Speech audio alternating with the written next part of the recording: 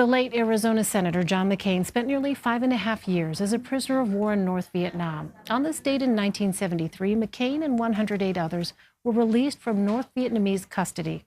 For this Throwback Thursday, here's Bruce Dunning's original report for the CBS Evening News. All but one of these men who flew to freedom in this latest release were shot down during some of the fiercest fighting of the war, 17 months from July 1967 to November 1968. The disembarking seemed increasingly familiar to people who had watched the first two releases. But the enthusiasm of the crowd was just as strong for these former prisoners as for those who preceded them. The first man off the first plane was Navy Captain Leo T. Profile. He was greeted by Pacific Forces Commander Admiral Noel Geiler. I want to thank God, the United States of America, and all you wonderful, good-looking people.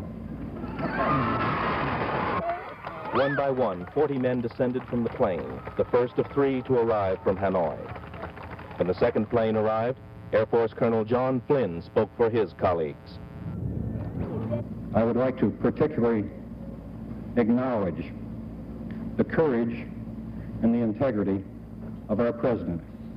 We knew that he must have been faced with many difficult decisions and circumstances, such as the bombing of Hanoi. He had our support and our prayers always. And we knew about the efforts of millions of American people. We knew about the bumper stickers. We knew about the silences in the football games. We knew about the buttons on the lapels. It sustained us.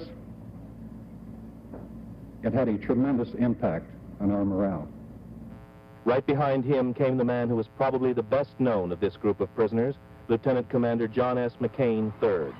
He was also the most seriously marked by his 5.5 years of imprisonment. But his smile was broad as he saluted and shook hands with Admiral Geiler, who replaced McCain's own father, Admiral John S. McCain Jr., as Pacific Forces commander. The third plane brought in the last of the 107 military men.